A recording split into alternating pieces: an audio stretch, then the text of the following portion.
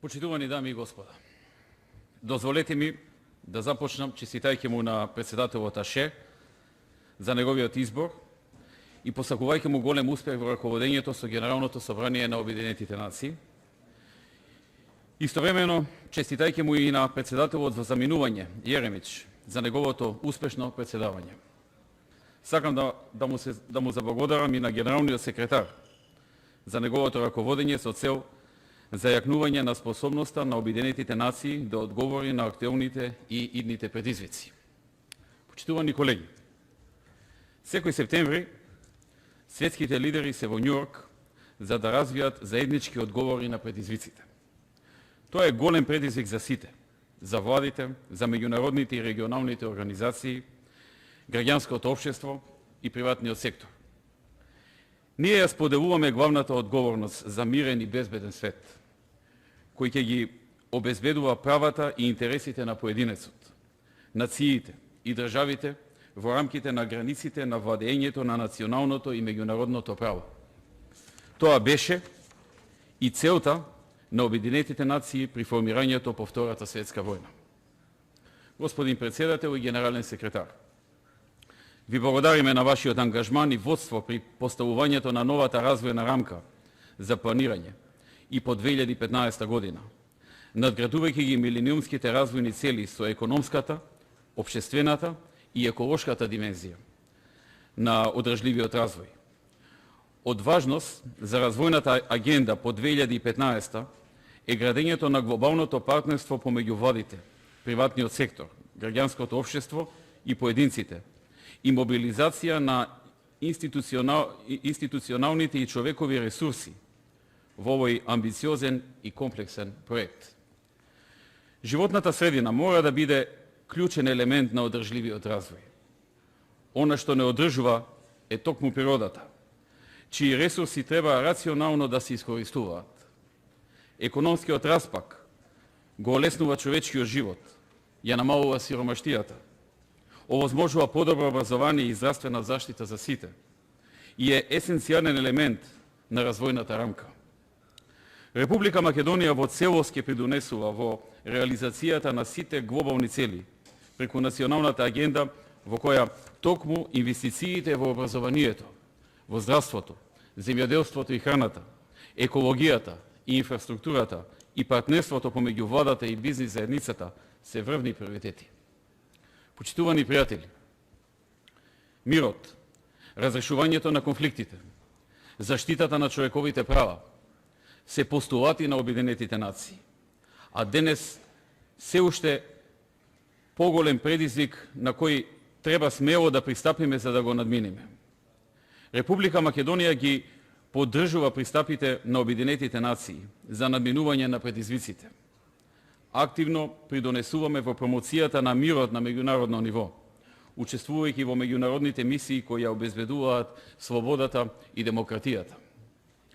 Говорејќи за едно од главните прашања, кризата во Сирија и внатрешниот конфликт со над 100.000 жртви и 2 милиони бегалци, она што предизвикува уште поголем проблем при дипломатските напори е што сирискиот народ беше соочен со употребата на хемиското оружје, кое е строго забрането со меѓународните закони.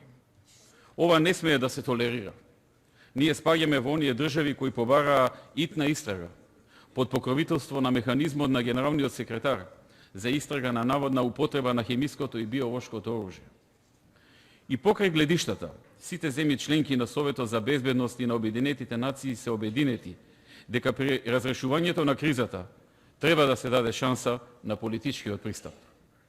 Неопходно е да се сконцентрираат максимални напори на ревитализација во барањето за политичко решавање и свикување на конференцијата Женева 2, колку што е можно поскоро. Сирискиот народ заслужува подобри денови преку решителна акција на меѓународната заедница, која ќе стави крај на насилствата и загрозувањата. Дами и господа, во регионот Југоисточна Европа влегуваме во фаза на позитивен развој и генерално националните и регионалните примарни цели се веќе исполнети или се на дофат. Регионалната соработка се проширува во голем број нови полиња. И покрај ваквиот напредок, одредени, долготрени, нерешени или делумно решени билатерални прашања имаат јасен негативен одраз врз нашата сегашност и блиска иднина. А за Република Македонија тоа се покажа како сериозна пречка за агендата која се однесува на интеграциите во меѓународните организации. Почитувани, Република Македонија прославува 20 годишнината од членството во Организацијата на Обединетите нации. Со се уште нерешено прашање во однос на употребата на името на мојата земја, Република Македонија, и прашање околу идентитетот на мојот народ, македонскиот идентитет. Прашања кои се појавија заради спор кој го отвори нашиот јужен сосед Грција, кој се противи на нашето именување, кое е наше суштинско, индивидуално и колективно право. Тоа прашање, кое требаше да биде веднаш решено помеѓу соседите, партнерите и идните сојузници, трае веќе 22 години. Прашање кое според моје длабоко убедување, иако представува многу реален проблем за мојот народ, е виртуелно во својата основа и нема никаква базираност во меѓународното право, ниту во актите на Обединетите нации, и тешко е, би рекол, невозможно некој да најде правна оправданост за неговото постоење. Огромното мнозинство на земји кои го признаваат нашето уставно име, Република Македонија, а кои се над 135 членки на Организацијата на Обединетите нации, јасно покажуваат дека мнозинството на земји не веруваат дека овој спор има и оправдана политичка основа, или ако како таква постои, ја денуницираат. Тој е произведен според моје убедување како класична политизација и инструмент кој пред 20 на години или требало некому да донесе парцијални политички поени, или пак преку креирање на атмосфера на конфликтност, да се направат некои стратешки регионални поместувања, но и да се забави продорот на слободата, демократијата и пазарната економија на Балканот. Организацијата на Обединетите нации минатата година го разгледуваше и прашањето на владењето на правото. И сите земји членки едногласно се сложија дека почитувањето на меѓународно договорените норми и принципи е задолжително. За жал, не секогаш нормите се почитуваат, а Обединетите нации не смеат да бидат инертни на тоа и да се абстрахираат од одговорност за непочитување на владењето на правото.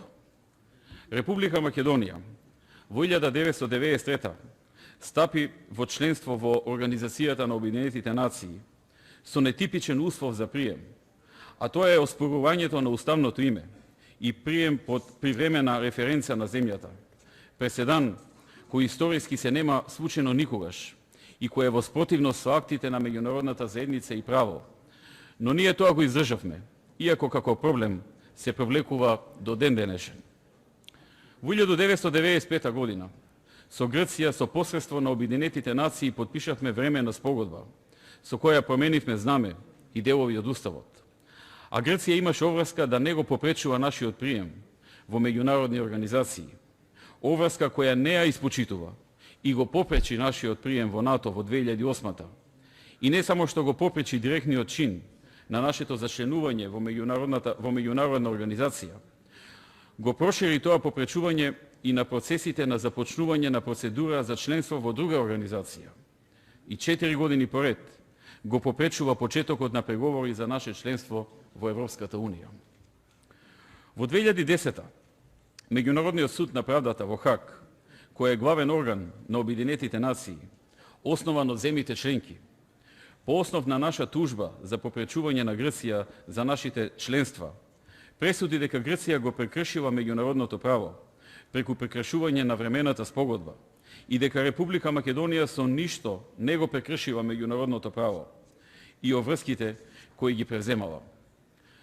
Но ние сме повторно попречувани и покрај одвуката на највисокиот орган на правдата во светот, и тоа на очиглед ова собрание и неговите земји членки. Обединетите нации беа формирани за да го штитат меѓународното право.